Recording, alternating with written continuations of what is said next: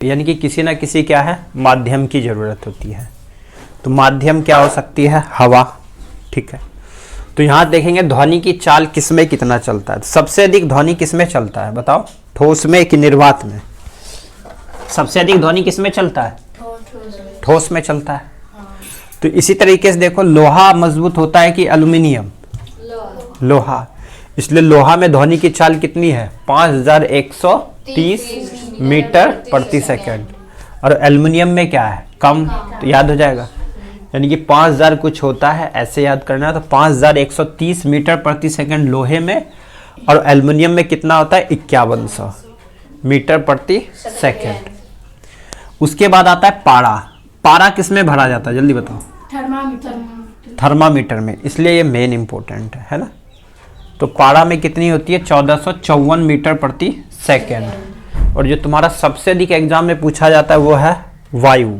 ठीक है, वायु में ध्वनि की चाल कितनी होती है? 332 मीटर प्रति सेकंड। और यही तुम्हारा एग्जाम में आता भी है सबसे अधिक।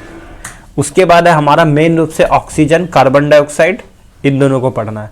तो ऑक्सीजन में ध्वनि की चाल कितनी होगी? ऑक्सीजन में थोड़ा ज्यादा होता है, यानी कि 315 मीटर प्रति सेकंड। कार्बन डाइऑक्साइड में उससे थोड़ा कम होता है, 258 मीटर प्रति सेकंड। अब आते हैं जल। एक होता है समुद्री जल और एक होता है अशुद्ध जल। ठीक है, समुद्री जल क्या होता है? नमकीन होता है। नमकीन कितना पाया जाता है? 35% जो समुद्री जल होता है वो नमकीन ही होता है। ये भी पूछा जाता है एग्जाम में, समुद्री जल कितना परसेंट नमकीन पाया जाता है? तो 35%। इसलिए समुद्री जल में जो ध्वनि की चाल होती है वो अधिक होती है। तो कितनी होती है? 1522 मीटर प्रति सेकंड। लेकिन जो हमारा अशुद्ध जल होता है उसमें कम होता है, तो 1483 मीटर प्रति सेकंड। ये समझ आया ध्वनि कैसे बढ़ती है किसी चीज में और कैसे कम होती है। तो सबसे पहला क्वेश्चन आता है ध्वनि कहाँ नहीं चल सकता है? ये तो याद ही कर लेना, फिक्स कर लो अभी से। निर्वात में ध्वनि नहीं चलता। निर्वात यानी कि जहां हवा ना हो, जिसे हम बोलेंगे खाली स्थान। क्या बोलेंगे? खाली स्थान। यदि हमारे पृथ्वी पर एक ग्लास है, टब है, कुछ भी है, तो उसमें भी क्या है? वायु है। हमारा कान है, कान के अंदर भी क्या है? हवा है। हवा हर जगह क्या करती है? स्थान को घेरती है। पढ़े हो ना? तो इसलिए खाली स्थान जहां हवा ना हो, सिंपल में समझो, उसे हम निर्वात कहते हैं। ध्वनि तरंगे कैसी तरंगे? और ये भी बार बार एग्जाम में आता है। कल ही बताए थे, ध्वनि अगर हम यहाँ पे अभी पढ़ा रहे हैं तो हमारे दीवार के पीछे वो नहीं सुन सकता, इसलिए वो क्या है? अनुधैर्य है। क्या है? धैर्य, उसे रोकता है। तो ध्वनि तरंग कैसी है? यांत्रिक तरंग है लेकिन अनुधैर्य है। यांत्रिक तरंग और अनुधैर्य। ठीक है, समझ गए? लेकिन अब यह आता है कि प्रकाश कैसी तरंग है? प्रकाश अनुप्रस्थ है। अगर मैं शीशे का गेट भी लगाऊंगा तो उसे पार करके प्रकाश चली जाएगी, तो वो क्या है? प्रस्थ है, यानी कि पार कर जाती है। तो वो कैसी तरंग है? अनुप्रस्थ है। चलो, ध्वनि कहाँ सबसे तेज चल सकती है? अभी बताए थे ठोस में। ठोस मेन रूप से बोल सकते हो इस्पात। इस्पात मतलब रेल की पटरी। रेल की पटरी किसकी बनी होती है? रेल की पटरी जो होती है वो इस्पात की बनी होती है। तो इसलिए ध्वनि सबसे अधिक कहाँ चलेगा? इस्पात में। अगर कोई ट्रेन भागलपुर से स्टार्ट हो गई, अगर तुम उसको कान लगा के अगर सुल्तानगंज में भी सुनोगे तो उसकी आवाज सुनाई दे देगी कि उस ट्रेन पे, उस पटरी पे ट्रेन आ रही है। इतनी तेज होती है, सोच लो। तो ध्वनि सबसे अधिक कहाँ चलती है? इस्पात में। इस्पात का क्या बना होता है? ट्रेन की पटरी। याद रहेगा?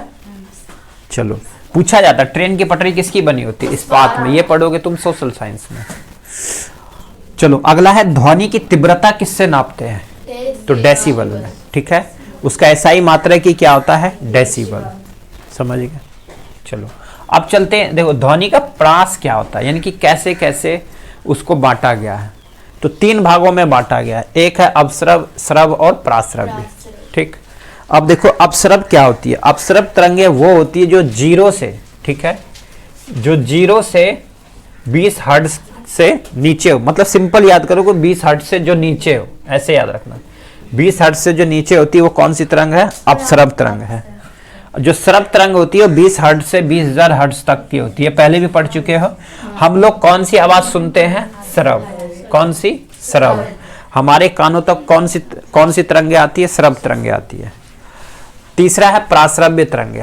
प्राश्रव्य तरंगे कौन उत्पन्न करता है? जो 20,000 हर्ट्ज से अधिक सुनता है। उसमें आ जाता है तुम्हारा चमगादड़। क्या आता है? और भी कई जानवर आते हैं जिसमें आता है। तो प्राश्रव्य का प्रयोग हम चिकित्सा में करते हैं, ये पहले पढ़ चुके हो। नहीं पढ़े तो उसको पीछे जाओगे और कमेंट में जाके उसको वहाँ देखोगे, प्लेलिस्ट में तुम्हें और वीडियोस मिल जाएंगे। इसको पूरा डिटेल पढ़ाए थे। अभी इतना ही जानना है ध्वनि में, क्योंकि ये टॉपिक था इसलिए बताया। इसमें मेन रूप से याद कर लो, वायु में ध्वनि की चार 332 मीटर प्रति सेकंड। ध्वनि कहाँ नहीं चल सकती? निर्वात में। ध्वनि कहाँ सबसे अधिक चलेगा? इस्पात में, यानी कि ठोस में। ठीक है, चलो। ध्वनि तरंग कैसी तरंग है? यांत्रिक तरंग, यानी कि अनुदैर्घ्य। प्रकाश कैसा है? अनुप्रस्थ है। ये याद